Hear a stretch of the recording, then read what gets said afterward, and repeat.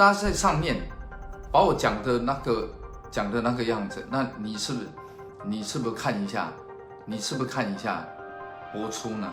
我完全没有幸灾乐祸的一个角度，那现在还是看得到啊，各位，你等一下，你直接我为什么要道歉？我又没有干嘛，为什么要道歉？就给了一篇文章，说我说类似指责，类似是用一种感觉好像是幸灾乐祸的一个状态，然后去讲这个。我的原因是什么？我身边这么多的忧郁症的朋友，我们都告诉他，你要往正面去看，不要去想那么多，对不对？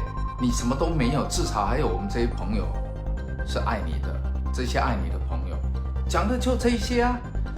我还要问大家一个事情，大家在上面把我讲的那个样子，那你是不是看一下？你是不是看一下播出呢？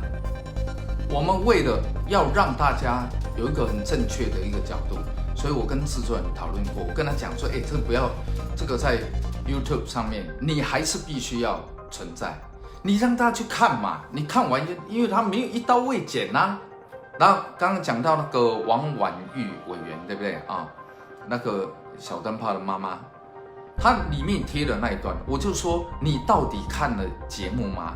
你如果看了这个节目，你还是依旧这样认为说我是这样的一个说法，那我没话讲，因为影片就在那里，也不会因为我今天现在讲完，然后就没有。你说忧郁不代表忧郁症，没有错啊。我刚刚已经跟你讲了，我们是人，我们在安慰朋友的时候是这样的角度，我又不是医生。我们不知道，我们难道你不要吃药，你不要干嘛，你不要你只要知足你就可以？我们有这样吗？没有这样子，我们真的没有这个样子，所以我后来我上去那个王婉玉委员的那个 FB 上面，然后我就在上面我就留了话，我说我是吴宗宪啊。如果你说的这些东西，你不应该只是看到媒体写这样子，你媒体写的这个样子，然后你就依照着这个对，当然是另外一个伤害。问题是我没有去伤害人家这个啊，对不对？我没有啊。